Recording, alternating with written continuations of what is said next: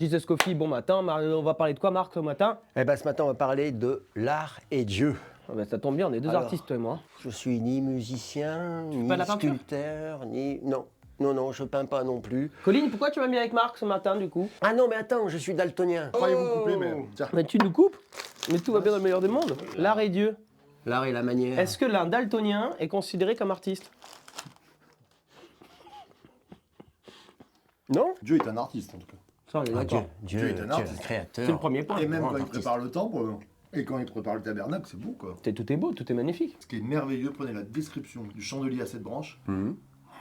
C'est magnifique. Les lampes, elles sont faites en forme de pomme, je crois, des trucs de fou. Dans la description du temple, on peut voir que tous les sens sont mis en éveil. L'ouïe, l'odorat, le goût, le toucher. Marc a parlé du chandelier. Moi, j'aime bien l'image du lys. C'est Salomon, dans sa plus belle tenue, n'arrivait pas à la cheville de la beauté d'un lys. C'est dans les proverbes, alors. Oui, merci. Dieu aime faire du beau.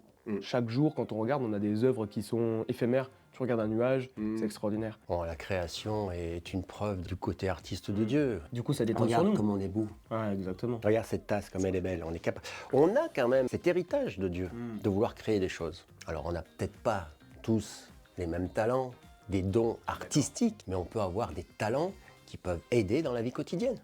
Ben, tu sais que Dieu créateur, il y a quand même 64 versets. Il y aurait 64 versets à vous lire ce matin, mais je vais vous en lire un.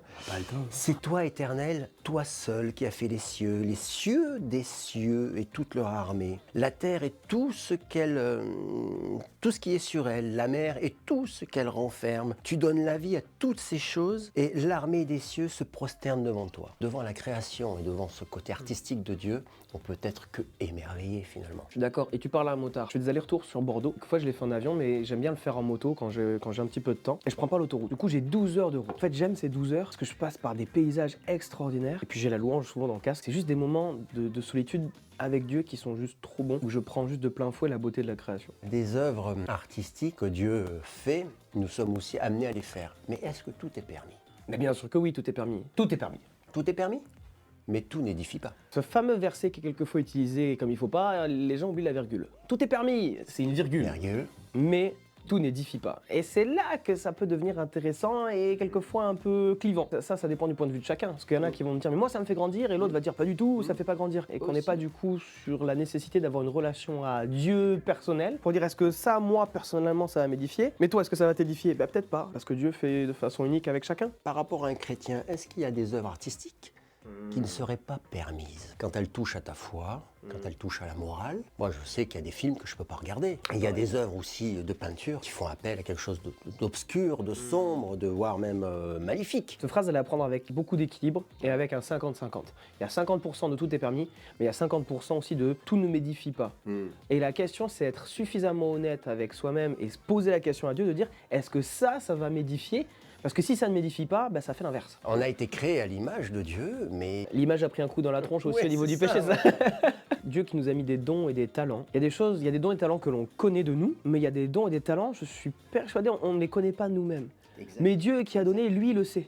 Et quand tu dis t'es daltonien, ben, les gens savent pas, mais moi je sais que tu fais de la guitare. Ah, et voilà, et là derrière, t'es oui, mais non, etc.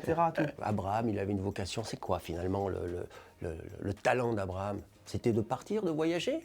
Ça peut être aussi un talent, un appel de Dieu dans ta vie, de voyager, de connaître les contrées pour justement propager la parole de Dieu, d'être un évangéliste. De l'idée un groupe, De l'idée d'être un le groupe. mentor de ce groupe-là, être dans le prendre soin. Abraham était dans le prendre soin. Il avait une stabilité quand même auprès des siens, avec Dieu et tout. Il a été exemplaire là-dedans. Ça, c'est du don également. C'est pas toujours d'être sculpteur, peintre ou musicien. Les dons et les talents de Dieu qu'il a déversés sur les hommes sont multiples. Donc tu es en train de dire qu'il faut essayer d'ouvrir un peu plus son ouverture d'esprit en disant bah, c'est D'ouvrir pas un peu plus son ouverture. ouais, d'ouvrir un peu plus son ouverture d'esprit. Oh oui, ça c'est... Vous avez compris, c'est bon, ça va.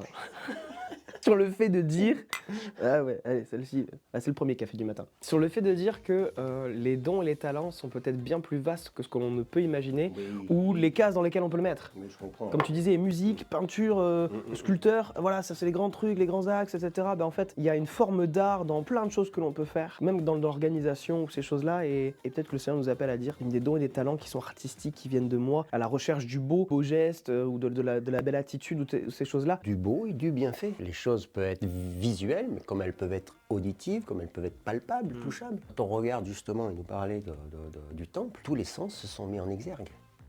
Dans la construction même du temple, Dieu distribue ses dons, ses talents à ceux qui veulent le suivre et marcher dans ses pas.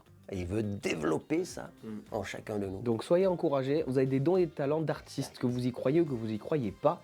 Ils sont là, ils sont présents, il y a ceux que vous connaissez, et il y a aussi ceux que vous ne connaissez pas, que Dieu veut révéler sur votre vie. Ta daltonie, peut-être que tu vas pouvoir faire des choses extraordinaires. Oui, assembler des couleurs que personne n'a pu reconnaître depuis. Ou faire de l'art que pour les daltoniens. Je pense que c'est une bonne conclusion. Chacun unique, Chacun unique. et on avance comme on peut, à la recherche du beau et du bienfait. La vocation, Les artistes de Dieu. c'est church to be. Ah oui. La source de vie. Ah ouais, moi j'ai dit les artistes de Dieu, George Choubi, tout pareil. Hein.